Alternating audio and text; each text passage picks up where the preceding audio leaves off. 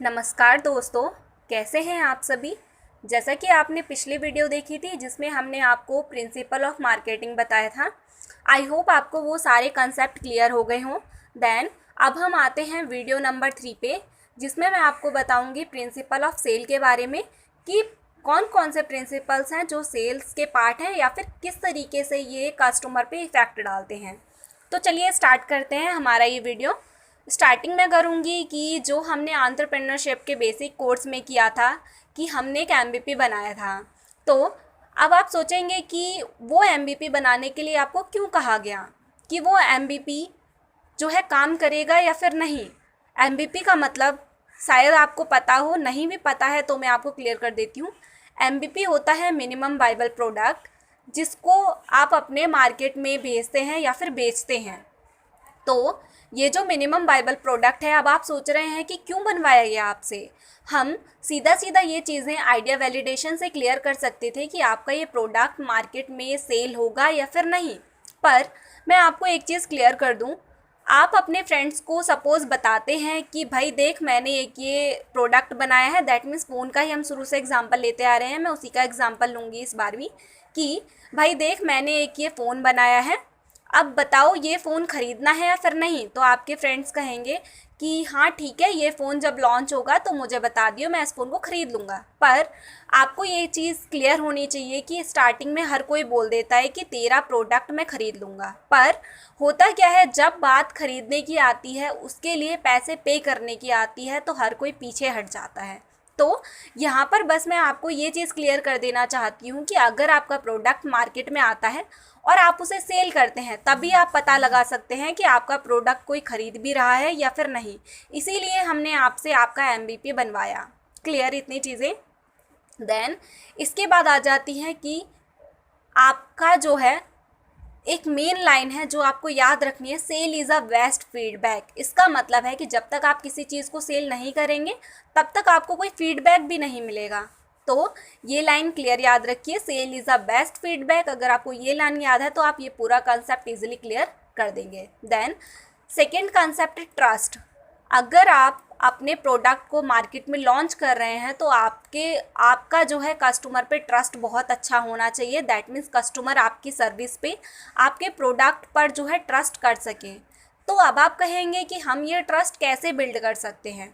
ये ट्रस्ट आपको अपने प्रोडक्ट की क्वालिटी प्लस में प्रोडक्ट के अंदर जो इम्प्लीमेंट आपने दिए हैं या फिर उसके अंदर आपने जो वैल्यू क्रिएट करी है, उस वैल्यू को जो है कस्टमर ईज़िली जो है यूज़ कर सके और उसके बेनिफिट्स ले सके और उन्हें साथ में इसकी नीड्स हो। ये सारी चीज़ें जो है एक तरीके से ट्रस्ट बिल्ड करते हैं। यहीं पर ही अगर मैं आपको एक बात करूं, फॉर एग्ज़ाम्पल आप उनसे कहते हैं कि आपने ये फ़ोन जो अभी ख़रीदा है ये जो है 15,000 रुपये का है, इस फ़ोन में ये फ़ीचर्स हैं और ये फ़ोन ना आपका 2 साल चलेगा। तो आपके कस्टमर सोचेंगे कि शायद आप ये सही कह रहे हैं, वो आपसे ये फ़ोन ख़रीद लेंगे। पर हुआ क्या, जो आपने 15,000 रुपये का फ़ोन दिया वो 2-3 महीने के अंदर ख़राब हो गया और साथ में उन्हें एक्स्ट्रा सर्विस करानी पड़ी अलग जगह से, उनके और 5-6 हज़ार रुपये खर्च हो गए उसके अंदर। तो इस तरीके से आपके कस्टमर पर यह बैड इफ़ेक्ट पड़ गया कि आपकी सर्विस या फिर आपका प्रोडक्ट बिल्कुल भी अच्छा नहीं है और जो उनकी माउथ टेलिंग स्टोरी है वो भी बेकार बनेगी। बिकॉज वो अदर पर्सन को अगर बताते हैं तो वो भी यही बताएंगे कि इस कंपनी का फ़ोन बहुत ख़राब है, इसको मत लेना। तो ये वर्ड ऑफ माउथ भी आपका बेकार हो गया यहाँ से। तो मेन इम्पॉर्टेंट है कि आप अपने कस्टमर पे ट्रस्ट किस तरीके से करवा रहे हैं। साथ के साथ जब आप अपने कस्टमर को फ़ोन सेल कर देते हैं उसके बाद भी आपको उसका फीडबैक लेना चाहिए। तो इस तरीके से आप जो है अपने ट्रस्ट को बिल्ड कर सकते हैं अपने कस्टमर के ऊपर। देन उसके बाद मैं आपको बताऊंगी, ये आपका थर्ड कंसेप्ट है प्राइसिंग मेथड। शायद से आपको याद हो कि जब मैंने आपको मार्केटिंग कंसेप्ट बताया था पिछली वीडियो में, तब मैंने आपको प्राइस मेथड काफ़ी अच्छे से एक्सप्लेन किया था कि किस तरीके से हमें अपना प्राइस रखना चाहिए। अगर आपको नहीं याद है तो मैं एक बार फिर से शॉर्ट में क्लियर कर देती हूँ कि जो हमने मार्केटिंग में 4P पढ़े थे वहाँ पर हमने प्राइस की बात की थी, जहाँ पर मैंने आपको बताया था कि हम अपने प्राइस को डिसाइड कर सकते हैं कि आपने उस प्रोडक्ट को, दैट मीन्स अपने फ़ोन को बनाने में कितने रुपए खर्च किए। साथ ही में आपके जो आसपास के लोग हैं या फिर आसपास की कंपनीज़ हैं वो उसको कितने रुपए में कितने रुपए में सेल कर रही हैं, प्लस में जो वो प्रोडक्ट है वो आपके कस्टमर उतने रेंज में जितना आपने सोचा है उतने में ख़रीद पा रहे हैं या फिर नहीं ख़रीद पा रहे हैं। ये सारी चीज़ें आपको देखनी होंगी कि ये जो आपका आइडिया है वो काम कर रहा है या फिर नहीं। अब मैं आपको एक एग्जांपल देती हूँ। आपने एक फ़ोन बनाया जिसके लिए आपको 10,000 रुपये खर्च हो गए। आपने जो है सोचा कि ये फ़ोन मैं 20,000 रुपये का सेल करूँगी।